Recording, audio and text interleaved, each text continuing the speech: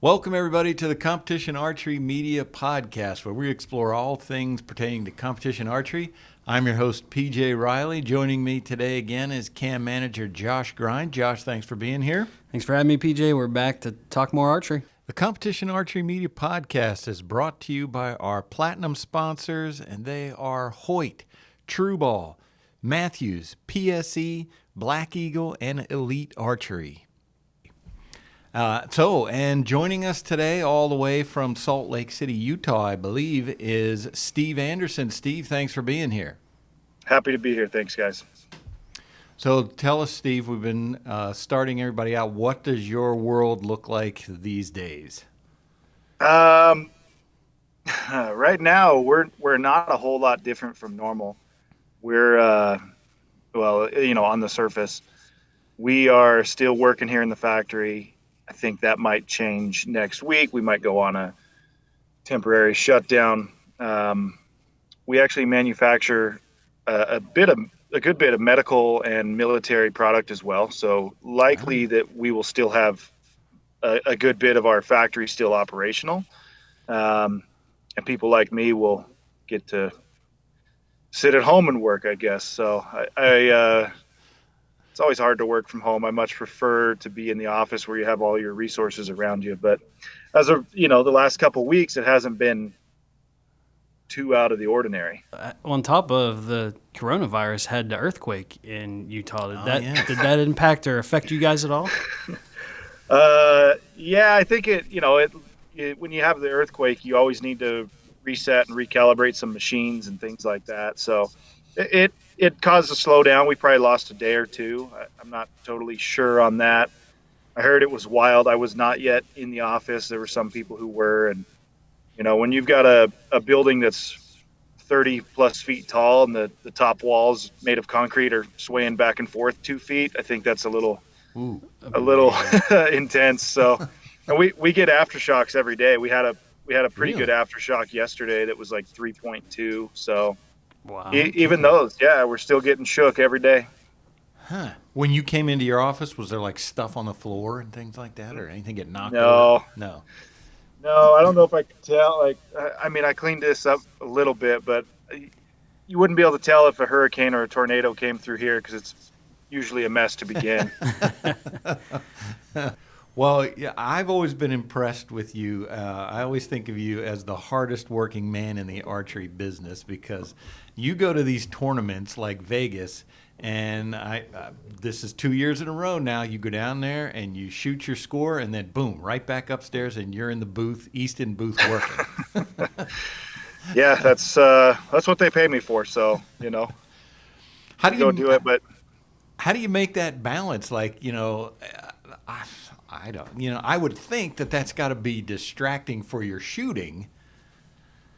Yeah, it can be.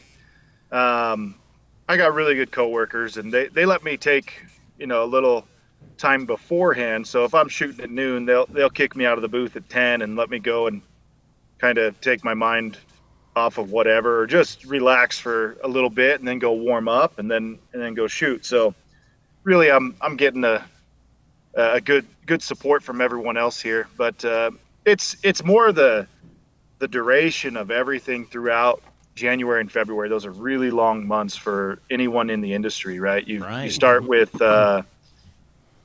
it really starts in December when you're really putting the hammer down, trying to get stuff prepped for the January and February swing, which is ATA show, which is just a ton of prep work. And I was actually managing that for the company the last 4 years or so. So that's a lot of work, just getting everything, make sure you're ready to go logistically. And, on occasion we had some really interesting ATA show events that always made it kind of hard for me to prep for. Our company has had dunk tanks and cooking shows and tattoo artists, all at the at the ATA show. So Steve, you got one of the more interesting backgrounds in archery in that obviously everybody knows your height, and you used that to a different sport back in your youth as a basketball player. Tell me a little bit about your basketball career before archery. oh man, okay, yeah. So I'd always liked basketball, right? I think probably second grade is when it became, my sport, and from then on, I was always a pretty good little player, and I would typically play up a grade or two. So when I was second grade, I was playing with the fourth graders, and fifth grade, I was playing with the sixth graders, and then started playing on like traveling teams when I was in sixth grade, and then you start school basketball in seventh grade, and still was playing on some traveling teams like AAU teams and all that after that.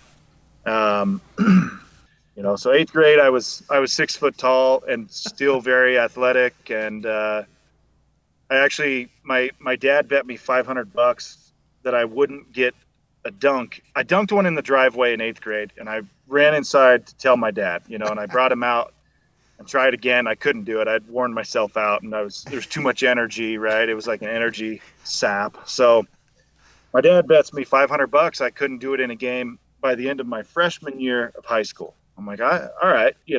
Nice. So he was out of town working actually, and in my last eighth grade game, I did it in a game. So Yeah.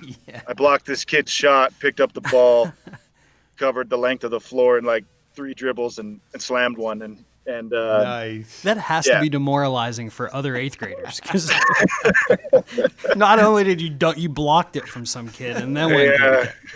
Some of them are still trying to touch the net. Yeah. Yeah, right. So I call my dad's on his way home, and I call him. I'm like, hey, you better bring your checkbook, and he's like, oh, no, whatever. But I had it on film, so Oh, yeah. yeah, he paid up. And then- Reading was a big hump that you wanted to get over. Winning that, I forget which year it was that you finally won that, but I shoot a 15.35, and I was all grumpy and mad just because I'd missed so many easy ones. And we get done, and they're like, hey, Steve, you're tied for first. I couldn't believe it.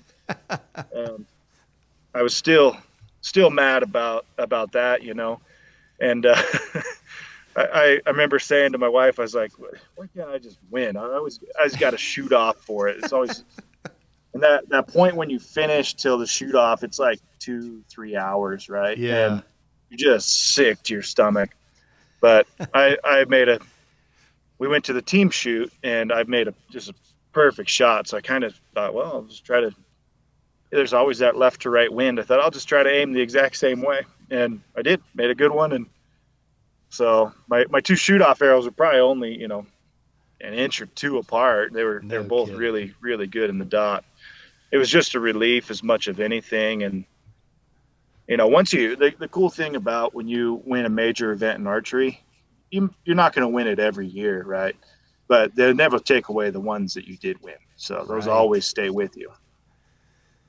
yes, Reading champ. That's always going to be next to your name. Yeah.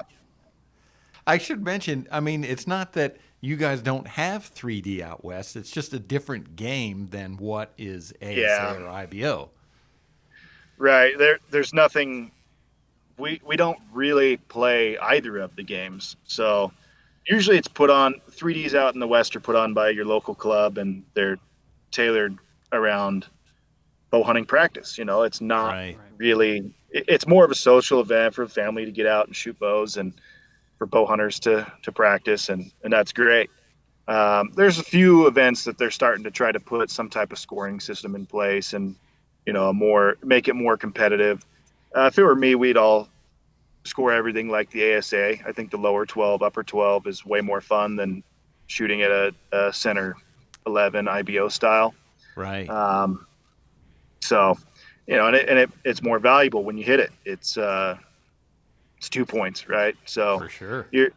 your eights are more costly in IBO than they are in ASA, but it's just it's a riskier game too, the ASA, just because it is closer to that 8 ring. So it's just more rewarding to me than trying to hold center 10 on an IBO target. Yeah.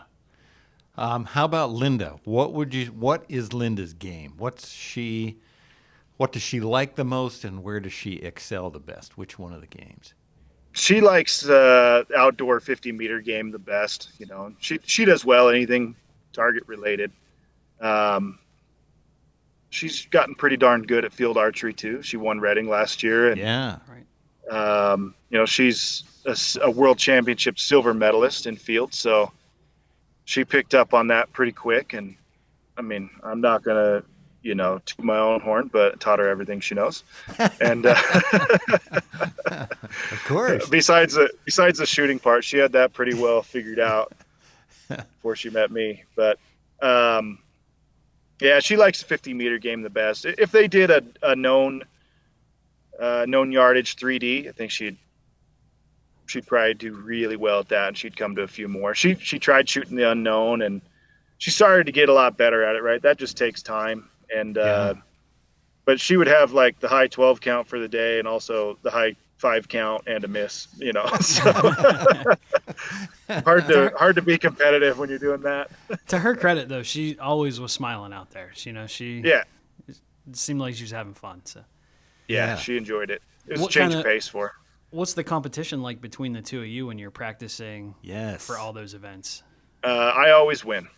I feel like we need to fact check that one before we post this. We asked that I of, will.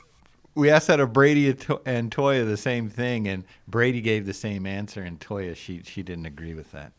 Yeah, Linda, she'll beat me on occasion, but I'll do whatever is necessary, perform superhuman feats to win, and I have at times. So All right, that's another episode of the Competition Archery Media Podcast. Thanks, folks at home, for joining us. Steve, thank you for your time today. happy to be here again. Thanks for having me. Folks, the Competition Archery Media Podcast is available wherever you get your favorite podcasts. Thanks for joining us. Be sure you go back and check past episodes. You can listen to our whole library. Thanks again.